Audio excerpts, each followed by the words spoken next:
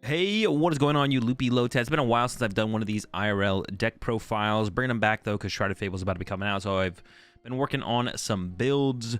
Today, I'm going to be showing off the deck that is probably the only real big new archetype coming out of Shrouded Fable. I think Shrouded Fable will change up the meta and format quite a bit, but it'll be mostly due to upgrades to other decks like Dusknoir to Charizard and stuff like that. Before we jump into it, though, of course, with Shrouded Fable coming out, I'm sure there's some of you who are going to be needing some credits on PTCG Live so you can build all the cool new decks.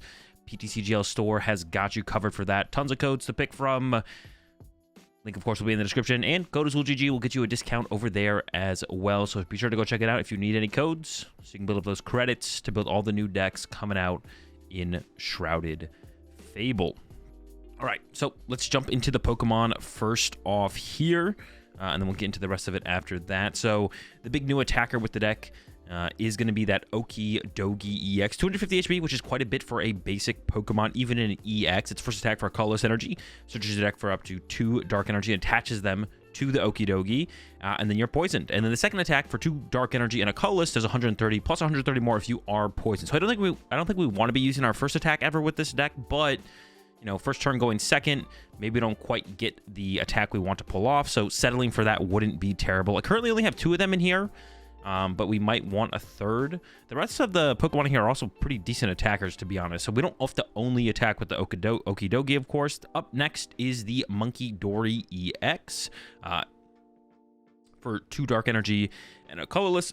It does 190 damage, and then you can't use that attack on the next turn, and its ability says, if you have a Pecharunt EX in play when this is knocked out, your opponent only draws 1 fewer prize card. So it's effectively a 1 prize Pokemon because we plan to have Pecharunt EX in play basically at all times. We have 2 of those Munkidoris. Up next, we do have that Pecharunt EX, super powerful Pokemon here with its ability that allows you to switch in one of your bench dark Pokemon to your active spot and then poison it. And that's how we're going to be getting the Okidogi poisoned. Mostly is going to be from the Pecharunt's ability. And then its attack does 60 damage for each prize card your opponent has taken for 2 dark energy. So we kind of cap at around 300 damage. We can't actually poison the Pecharunt with its ability. You can't use Pecharunt's ability on itself or any other Pecharunt EX, so we won't be able to combo with Mochi to hit for higher numbers later in games, but we can still poison it with Janine, which is the card we'll talk about here in a second. Also, I got a Pheasantipity in here, the new draw support EX Pokemon. Its ability says if one of your Pokemon were knocked out during your last turn, you may draw 3 cards, but you can't use more than one of this ability per turn. And then its attack for 3 colorless energy does 100 damage to one of your opponent's Pokemon. So a little bit of a snipe attack there, which could be pretty good. And I only have 1 of those in here right now, but I could definitely see going up to a second one as testing evolves. I got a Cobalion in here. Now, I usually don't like putting tech cards in decks too early into my testing with them. However, I think it's pretty predictable that Charizard will be a pretty powerful deck moving forward. And Cobalion combos perfectly with the Okidogi to be able to one-hit KO Charizard EXs. Cobalion lets our basic Pokemon do 30 more damage to our opponent's active dark Pokemon. And Okidogi does 260 damage if it's poisoned. And we play the Poison Mochi or the Binding Mochi, whatever it's called in here, that says our Pokemon that are poisoned do 40 more damage to our opponent's active Pokemon. So Okidogi will be hitting for 300 damage, plus the Cobalion, that's 330. That one-hit KOs a Charizard EX. So I think the Cobalion is probably worth the inclusion here. I don't know how popular Charizard will be for sure.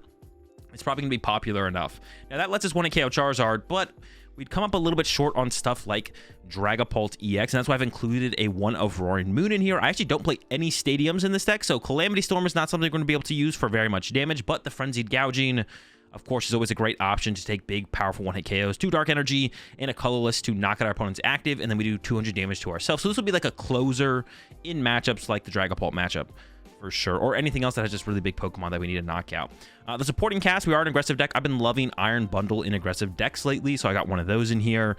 For draw power, Radiant Greninja, need to get those Dark Energy in our discard pile for our Dark Patches, so we have that. Squawkabilly here, like I've been saying, we are an aggressive deck, and turn 1, we're trying to hit pretty hard going second, so I got the Squawkabilly in here for that. And then we have a decent amount of bench space to work with, I think. I kind of like, when I talked through this build on my stream, I was like, I think we can afford to bench Lumineon pretty aggressively in most situations. So I included a 1 of Lumineon V in here as well. Also, going to be pretty important potentially to help us find Janine, which we'll talk about next here as I get our supporter cards. So I play a lot of supporters in this initial take.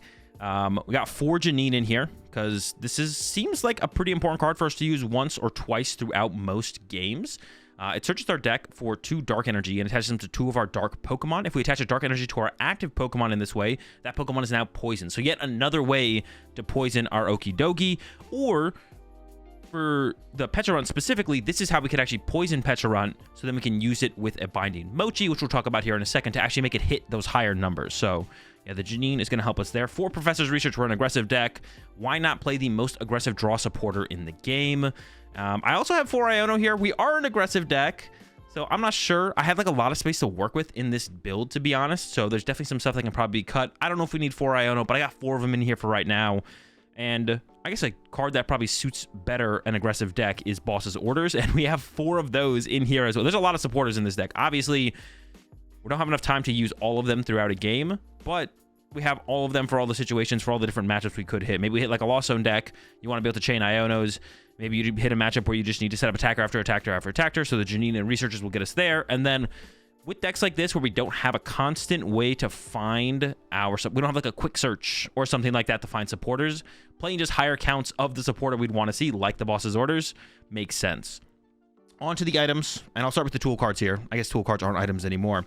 We got that Binding Mochi, which says if the Pokemon this card is attached to is poisoned, that Pokemon does 40 more damage to your opponent's active Pokemon. So that's how we get our Okidogi up to that 300 number. And then, you know, anything else that we want to hit a little bit harder with, we can do that as well. I have 4 of them. 4 of them might be a little overkill as well. Once again, this is a first take build. That might be a little bit overkill. We're an aggressive deck. Let's play the most aggressive A-Spec in the Prime Catcher.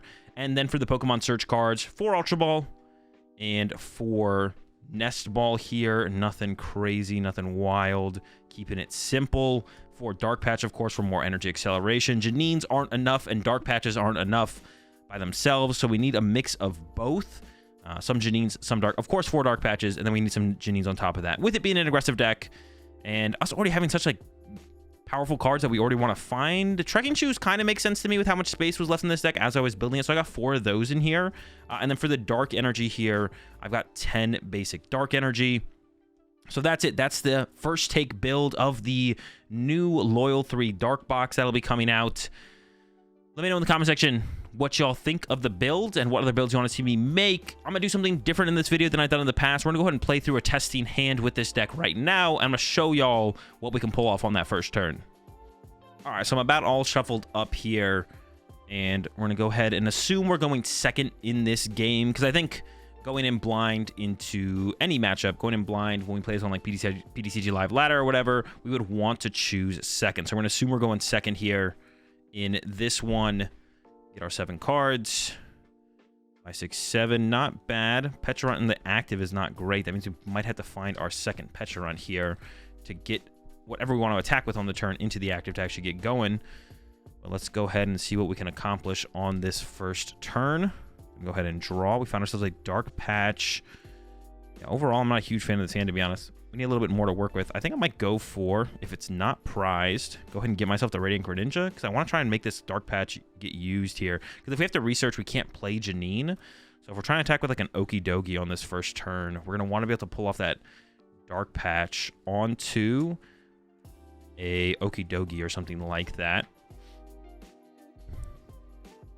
Shuffle up. Go with the concealed cards. Okay, we get the other Pecharunt. Bench that. We also got the Ultra Ball. Go ahead and get rid of a Dark Energy and a Research.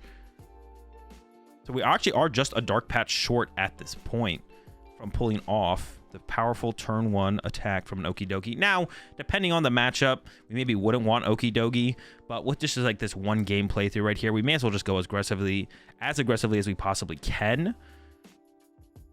We just need to, we just need to find ourselves another Dark Patch here.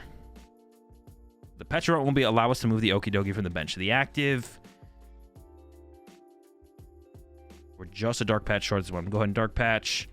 We still have Squawkabilly as well that we could possibly utilize to draw a lot more cards. We got the Research for now. Get our attachment for turn off. There's our Dark Patch. That went a lot smoother than I thought it would. So there we go. Dark Patch to our Okidogi. Didn't need Janine this time around. And we could have gotten anything here. We could have got the Okidogi, but we also could have got the Roaring Moon. We could have got Pheasantipity if sniping our opponent's bench Pokemon was better for the situation. Or we could have got the Monkey Dory to kind of be effectively attacking with a 1-prize Pokemon.